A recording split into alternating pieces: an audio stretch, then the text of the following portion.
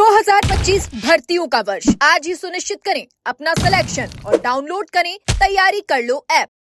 आज हम बात करने वाले हैं एक ऐसी चौंकाने वाली सच्चाई की जिसे सुनकर आप हैरान रह जाएंगे। सोचिए, अगर कोई 12वीं पास युवक घर बैठे डिस्टेंस एजुकेशन से एमबीबीएस की डिग्री लेकर डॉक्टर बन जाए तो क्या वो किसी का इलाज कर पाएगा? या फिर कोई डिप्लोमा धारक बिना नियमित पढ़ाई के केवल डिस्टेंस से इंजीनियरिंग या डिग्री लेकर देश में स्मार्ट सिटी, पुल या सीवरेज जैसी योजनाएं संभाल सकेगा? आपका जवाब होगा बिल्कुल भी नहीं, क्योंकि तकनीकी डिग्रियां सिर्फ किताबों से नहीं बल्कि प्रयोगशालाओं से, फील्ड वर्क और अनुशासित प्रशिक्षण से ही हासिल की जाती है। लेकिन अब आपको जानकर गुस्सा भी आएगा और परेशान भी हो जाएंगे, हैरान भी हो जाएंगे और अफसोस भी होगा कि राजस्थान में स्वायत्त शासन विभाग ने कुछ ऐसा ही कारनामा कर दिखाया है। यहां डिस्टेंस एजुकेशन से ली गई अवैध डिग्रियों के आधार पर 30 इंजीनियरों को प्रमोशन दे दिया गया, वो भी सुप्रीम कोर्ट के आदेश को ठेंगा दिखाकर, सुप्रीम कोर्ट के आदेश के खिलाफ जाकर।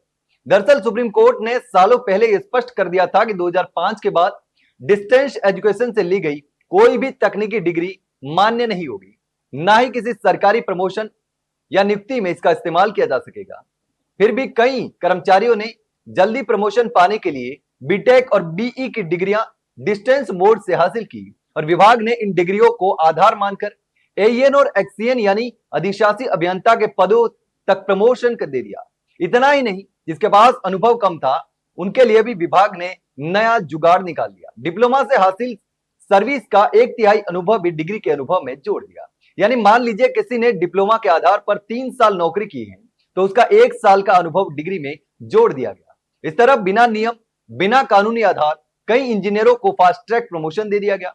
इस पूरे मामले का खुलासा तब हुआ जब एक वकील यादवेंद्र सिंह जादव ने सूचना के अधिकारी यानी कि आरटीआई के जरिए कर्मचारियों की डिग्रियों और प्रमोशन की जानकारी मांगी। कई सालों की मशक्कत के बाद 2024 में 30 कर्मचारियों की लिस्ट सामने आई थी, जिसमें से अधिकतर ने लुधियाना के इंस्टीट्यूट ऑफ सिविल इंजीनियर्स और उदयपुर की जेआरएन राजस्थान विद्यापीठ से डिग्री हासिल की थी।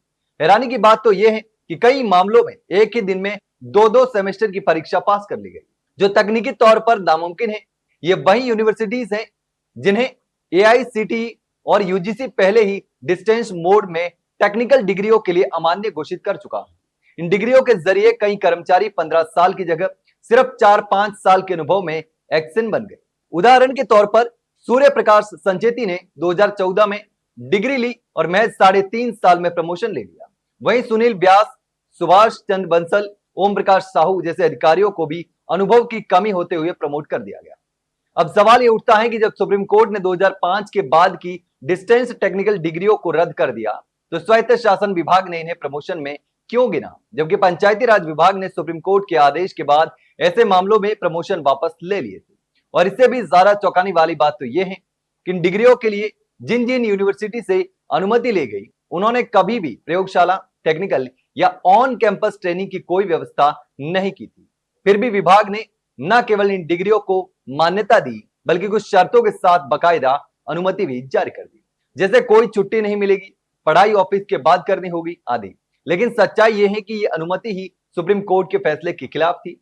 अब आपको एक और अहम बात बता दें कि सुप्रीम कोर्ट ने उड़ीसा लिफ्ट इरिगेशन बनाम रविशंकर पात्रो केस में यह स्पष्ट किया था कि 2005 के बाद डिस्टेंस एजुकेशन से ली गई तकनीकी डिग्री रद्द मानी जाएगी और इसके आधार पर मिले प्रमोशन, नौकरी या अन्य लाभ तुरंत प्रभाव से वापस किए जाए। अब सवाल यह नहीं है कि प्रमोशन कैसे मिला, सवाल यह है कि क्या इन अधिकारियों के बनाए प्रोजेक्ट सुरक्षित हैं?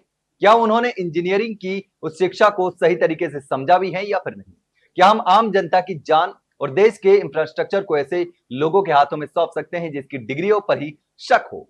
लेकिन इस पूरे मामले पर अब आप क्या सोचते हैं? कमेंट सेक्शन में कमेंट करके जरूर बताना। वहीं अगर जानकारी अच्छी लगी हो तो वीडियो को लाइक और शेयर जरूर करें। चैनल को सब्सक्राइब करना ना भूलें। फिलहाल के लिए इतना ही, जल्द मिलते हैं एक नई जानकारी के साथ, तब तक के लिए नमस्कार।